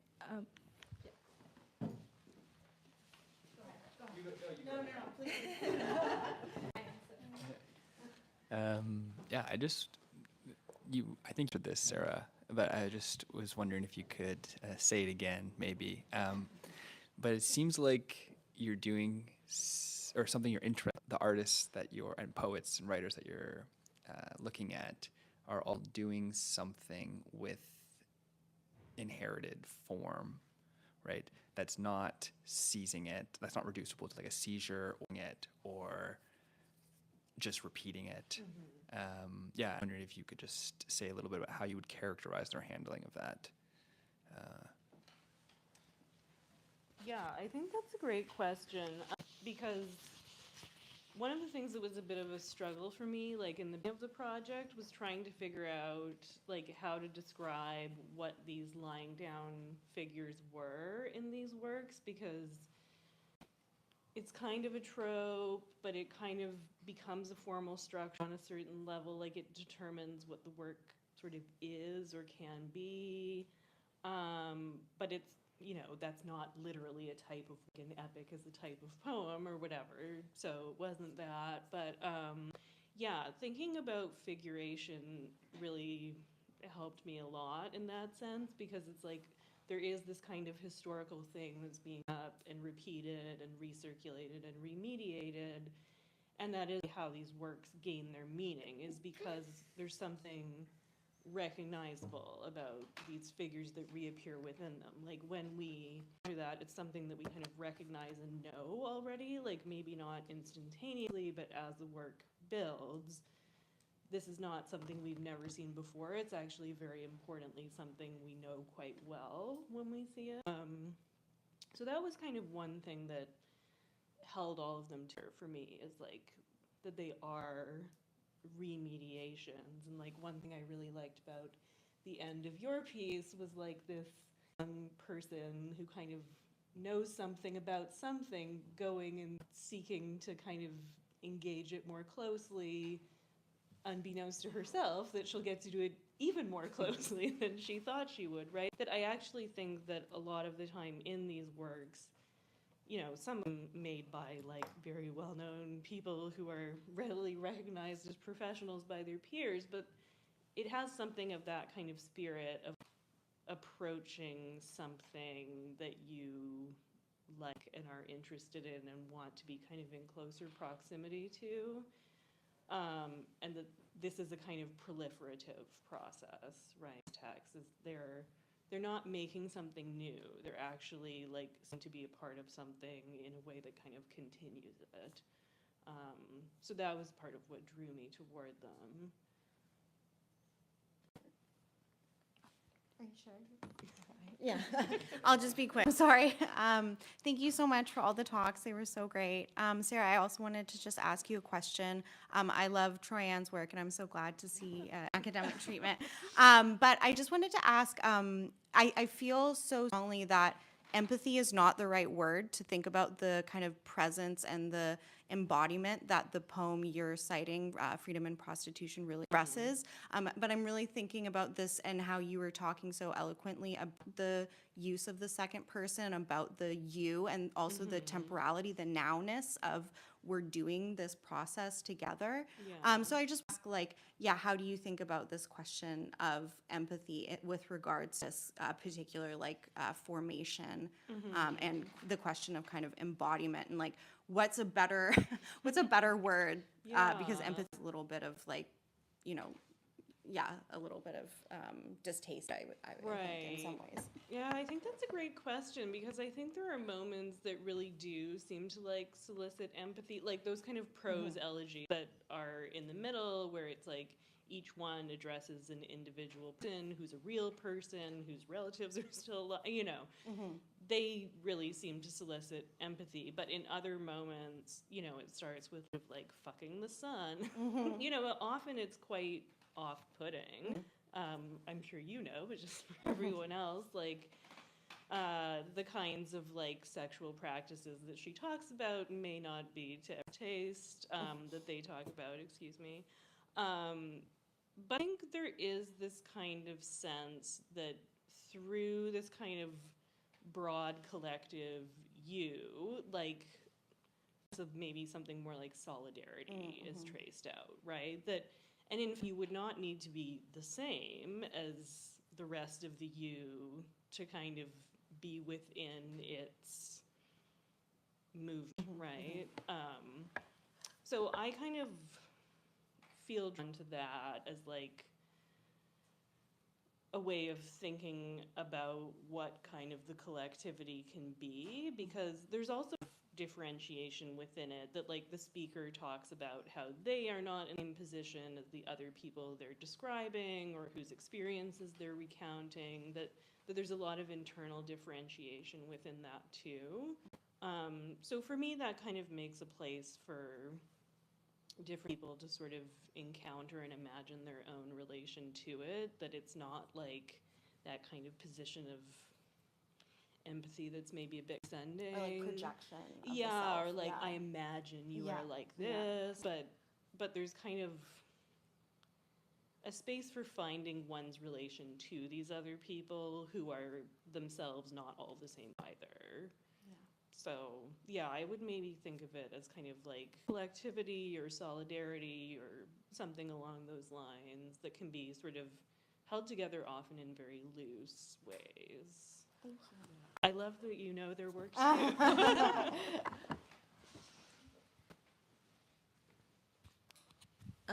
Thank you so much. We have question maybe for one short question. If anyone's okay, maybe I'll ask something.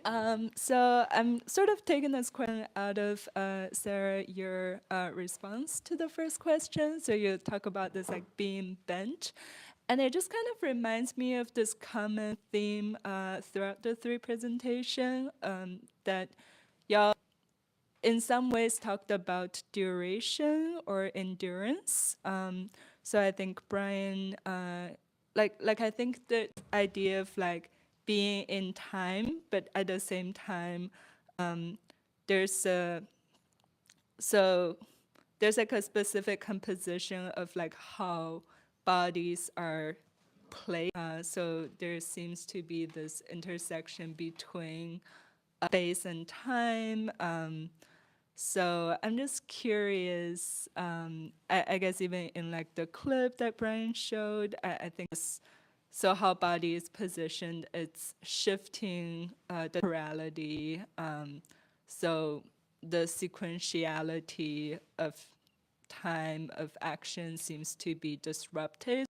Teresa, your presentation, you talk about like the impotentiality that also seems to be a disruption of this sequentiality. So like I think taking action means you do something, like resistance is to respond to something, but then like inertia and potentiality seems to do something different. So yeah, I'm just wondering if any of you would like to take up this question to talk a little bit more about duration or endurance. Sorry, big question. So what I can think of is that in economies of abandonment, I think the question of time is very important for Elisabeth Povinelli, especially because she's using potentiality to realize these spaces in between these geontological structures or ideological dominant structures. So like as in the examples of the indigenous community, of how they are almost imperceptible to neoliberal power for the very reason that they're not really active in the traditional sense. And so I guess what the time of temporality that I'm thinking endurance for Povinelli and for me, impotentiality is enacting is a sort of like a suspense of a traditional interpretation. I'm like I don't want to say like a bubble. They are part of a sequentiality, but it's a fracture, like a seizure or a break. Yeah, or more like a fracture where like something can innuate but something can also come out. I mean, the question for duration and Torlasco's work, I'm not even sure duration is something that she's that interested in. Like, it's more, in fact, about the measurability of time. I think she's really invested in this, in fact, as the way of actually ultimately thinking about techniques in a way that's more, that's not so to system, right, which would determine a duration in one way or the other. It's a hard thing to think about. Yeah. Can I actually just ask them sort of the same question? And how what do you see her doing with, let's say, duration as an inherited form? Like, how would you characterize her handling of that? It's in it. Maybe it's just What do you mean by inheritance? like it's something that she's working with. Yeah. It's like a concept that's. Yeah. But Okay. he mentioned rhythm, though, as one of the main figures. And Yep. Rhythm made of time, maybe just like not necessarily a sequentiality. So if she's. If Well, that helps. Ruthmos for her is it's time without measure, right? In the pre-Socratic sense, so it's it doesn't produce order, and you can't quantify with it as a form of rhythm. Like it doesn't produce an orderly sense of time in that way. So it becomes a little bit harder to speak of duration. You have to be able to identify a beginning and an end, right? And so I think part of what she's trying to do, which is really hard to see, and it's why she, however counterintuitive it seems at points, is to point us to the kind of inexpressibility of time, but that, and so in saying like, let's look at these four sequences, these four cuts that allow us, right, to be aware of each of them, as opposed to saying it's continuous, right? So part of what she's wanting to say is if we see this as continuous, and within neorealism it always gets accounted for that way, we're doing that metaphorically because somehow we don't want to see these cuts as if De Sica couldn't execute a shot. Like, it doesn't make any sense, right? And so he's not interested in that sense of vision, right? Or the kind of lived experience of time in the same way, you're like a critic of neorealists would say, realism would say, oh, we're experiencing the kind of the textures of labor and poverty in Italy, and of this kind of raw being coming in contact with mechanical civilization, right, for the first time. But in fact, what I think is so interesting about what Torlasco is doing is just to say that this is a fully kind of this is a fully sort of this is a person who's fully immersed in images, and that's not a bad thing, and that it's not that this is a fuller and less predictable life then we just call her a maid, right, and say that she's pausing, right, in her labor, right, that there's something else going on. I think is super important, and it has to point to a conception of time that it can't satisfy, right, because it can't quantify it either descriptively. Okay, well, here's really what the duration is.